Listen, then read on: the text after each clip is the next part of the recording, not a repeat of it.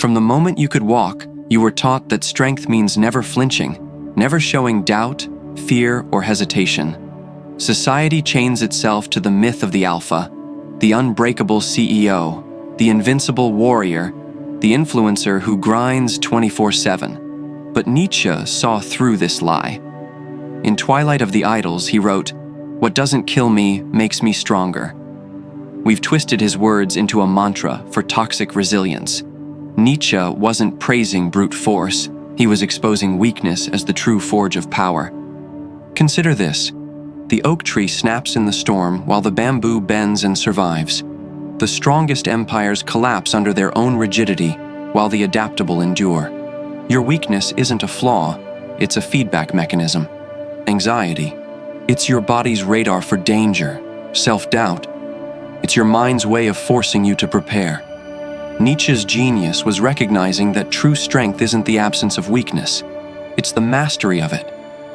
Nietzsche's real lesson wasn't about overcoming weakness, it was about leveraging it. In The Will to Power, he argues that all growth comes from resistance. A muscle only strengthens when torn.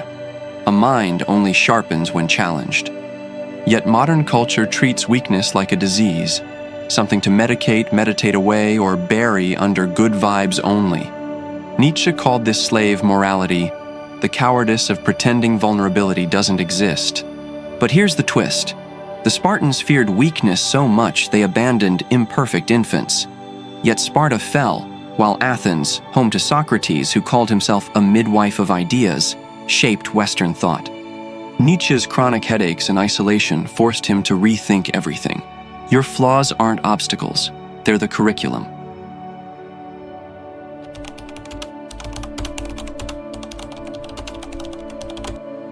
History's most influential figures weaponized their weaknesses. Lincoln's depression gave him the empathy to unite a broken nation. Churchill's stutter forced him to craft speeches so precise they mobilized armies. Beethoven composed his greatest symphonies after going deaf. Nietzsche's insanity? It was the price of seeing truths most people avoid. This isn't inspiration cliché, it's strategy. In Beyond Good and Evil, Nietzsche writes, "The strength of a person's spirit is measured by how much truth they can endure." Your insecurities are a compass. Your failures are leverage. Ever noticed how admitting flaws disarms critics? A leader who admits a mistake gains trust. But people who pretend to be perfect, they always crash harder. Weakness, when acknowledged, becomes power. Most people run from weakness, hiding flaws they consider unacceptable. But Nietzsche's radicals? They reprogram. The key isn't to fix flaws, but to flip them into weapons. Weakness is only weakness when denied. Own it, and it becomes your sharpest tool. Here's how. Step 1. Show your weakness first. Confess your flaw before it's exploited. This is strategy, not surrender. Like a fighter playing defense to attack, you disarm critics by owning the narrative. Steve Jobs' temper wasn't hidden. He called it the relentless pursuit of perfection. A leader who admits "I'm impatient" reframes it as urgency. A writer calling themselves obsessive becomes meticulous. The flaw doesn't change, the story does. Step 2. Let pain teach you. Nietzsche's greatest works were born in collapse. Bedridden and isolated, he wrote, "One must still have chaos to birth a dancing star." Your worst moments aren't endings, they're textbooks. That rejection, it's a map for growth. That heartbreak, it's a lesson in what is important.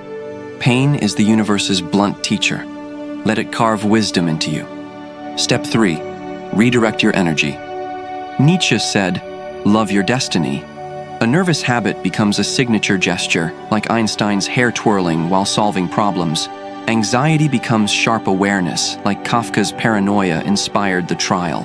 Your flaws are raw energy. Redirect them.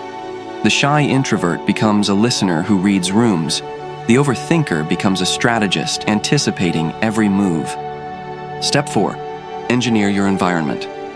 Design a world where your weaknesses thrive. If you're forgetful, automate reminders. If impulsive, create decision pauses. Writer Haruki Murakami channeled restlessness into a strict routine. Same desk, same music, turning distraction into focus. Your environment isn't a prison, it's a workshop. Build it to transform problems into solutions. Nietzsche warned, "Beware those who despise weakness, they've already lost."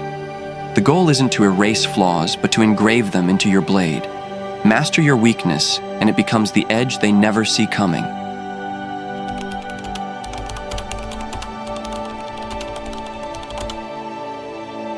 Society glorifies strength as invulnerability, a mask of perfection, flawless resilience, power without doubt. Nietzsche saw this obsession as a trap and warned, "Whoever fights monsters must take care not to become a monster." False strength is a performance. It demands you bury pain, silence doubts, and pretend to have power. But denial doesn't erase weakness, it distorts it. What you hide grows worse. What you ignore turns toxic. The loudest alphas often collapse entirely, not because they're weak, but because they spent years building forts on sand. History whispers this truth. Empires that prioritized surface over core collapsed under their own myths. Leaders who silenced critics caused chaos. Cultures that overvalued invincibility forgot how to adapt and failed. Nietzsche's Übermensch isn't a titan of brute force. It's someone who sees clearly, as Nietzsche wrote in Ecce Homo, "I turned my will to health into a philosophy." Health here isn't disorder. It's the courage to name your fractures. The ones who claim endless stamina, they're always closest to breaking. Those who sell perfection, their shine is just a mask for emptiness. And those who call vulnerability weakness, they've confused fear with control. This isn't weakness, it's dishonesty. Psychologists call it cognitive dissonance, the pain of clinging to lies we tell ourselves, like the gym addict who refuses to admit exhaustion, or the artist who calls their self-doubt laziness. The truth is simple. The more you deny fragility, the more it controls you. Carl Jung warned, "What you resist grows stronger."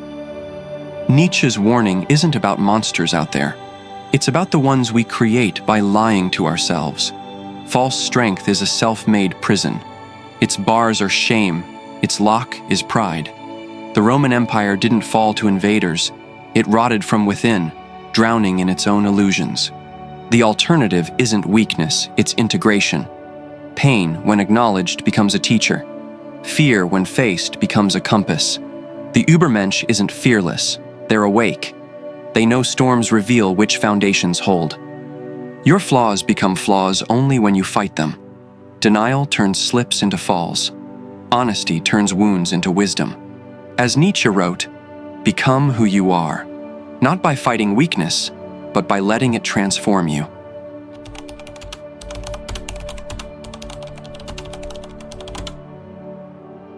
The strongest people don't conquer weakness, they absorb it.